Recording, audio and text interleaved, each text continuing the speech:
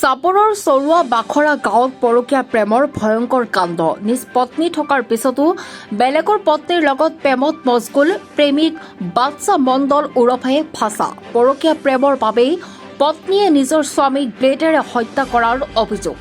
কথম্পিৰ প্ৰাণ ৰক্ষা পৰে স্বামী শমিছ আলীৰ। ধুবুৰী জিলাৰ চাপৰ থানাৰ অন্তৰ্গত চৰুৱা বাখৰা গাঁৱত সংঘটিত হৈছে এক চাঞ্চল্যকৰ ঘটনা। স্বামীক হত্যা কৰিবলৈ পত্নীৰ নাটকীয় ষড়যন্ত্ৰৰ অভিযোগ। চৰুৱা বাখৰাত চলি থকা বাণিজ্যিক মেলাত কৌশলেৰে স্বামীক মাতি নি অবৈধ প্ৰেমিকৰ সৈতে হত্যাৰ ব্লু প্ৰিণ্ট ৰচিছিল পত্নী আনিছা খাতুনে। গাঁওখনৰ বাসিন্দা শমিছ আলীয়ে বছৰমান পূৰ্বে বিবাহপাশত আবদ্ধ হৈছিল আনিছা খাতুনৰ সৈতে। শেহতীয়াকৈ একেখন গাঁৱৰে বাদশা মণ্ডল ওৰফে ভাষা নামৰ যুৱকজনৰ সৈতে বোৱাৰীগৰাকীৰ সৈতে মত্ত হয় পৰকীয়া প্ৰেমত। বাদশা মণ্ডল ওৰফে ভাষা নামৰ যুৱকজনৰ সৈতে মিলি আনিছা খাতুনে চৰুৱা বাখৰাত চলি থকা মেলাত অবৈধ প্ৰেমিকজনৰ সৈতে মিলি স্বামী শমিছ আলীক মাতি নি সুযোগ বুজি হত্যাৰ চেষ্টা চলোৱাৰ অভিযোগ উঠিছে। ব্লেডেৰে স্বামীৰ ডিঙিত ৰেপি দিয়ে যদিও দৈৱক্ৰমে ৰক্ষা পৰে শমিছ আলী। শমিছ আলীক বৰ্তমান চাপৰ চিকিৎসালয়ত চিকিৎসাধীন হৈ আছে বুলি জানিব পৰা গৈছে। ঘটনা সংক্ৰান্তত শালকুচা আৰক্ষীয়ে প্ৰেমিক বাদশা মণ্ডল আৰু বোৱাৰীগৰাকীক আটক কৰিছে।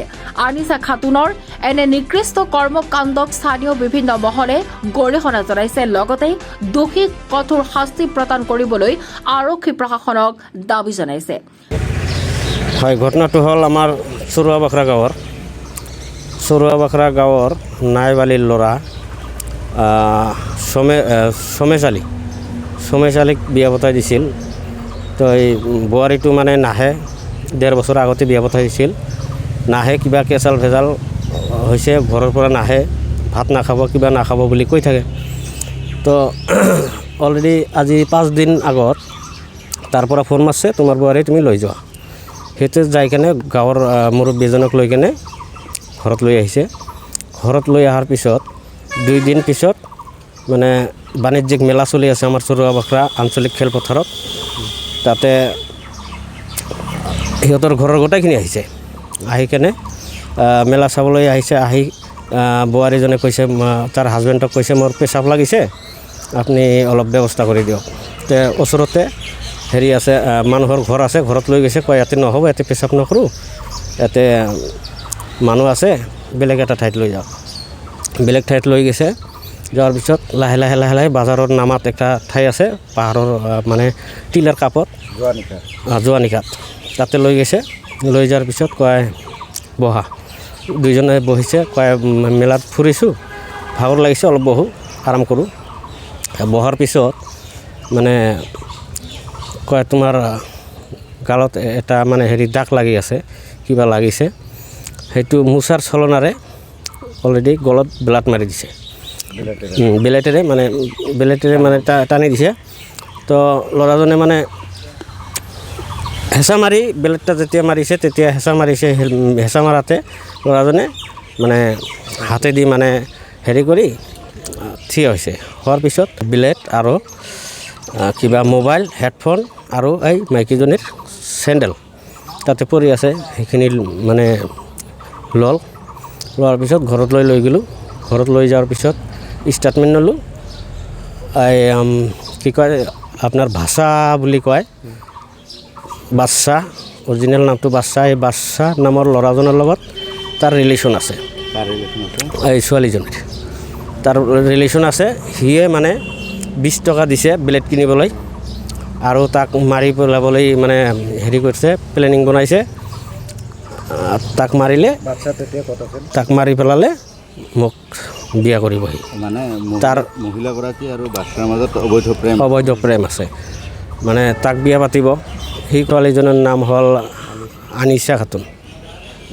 দীৰ্ঘদিনৰ পৰা প্ৰেম, সেই কোৱা মতে 8 মাহৰ পৰা প্ৰেম। বিয়াটো আনুমানিক 1.5 বছৰমান হ'ল। আৰক্ষীয়ে ধৰিছে, আৰক্ষীয়ে ধৰি লৈ আহিছে। এই বাদশা নামৰ ল'ৰাজনক ধৰি আনিছে আৰু ছোৱালীজনীকো আনিছে। আমাৰ যিটো আঘাতপ্ৰাপ্ত ল'ৰা, যিটো এইটো মানে পুৱাতে আনি কেনে ট্ৰিটমেণ্ট হোৱাৰ পিছত মানে বেজি টেজি মাৰাৰ পিছত থানাত আনছে কেছটো লেখাৰ সময়তে সি অসুস্থ হৈ পৰিছে মানে চকু টকু উল্টি দিছে মানে সি নাই নোহোৱা হৈ যায় পাছত থানাৰে গাড়ী লৈ কেনে আমি চাপৰত হস্পিটেলত চিকিৎসাধীন হৈ আছে অলৰেডি চিলাইন লগাই থৈ আহিলোঁ মাত্ৰ মানে ষড়যন্ত্ৰ কৰি হত্যা কৰি তাক মাৰি পেলালে সি বিয়া পাতিব সেনেকৈ ডাইৰেক্টলি ষ্টেটমেণ্টেই দিছে সিহঁতে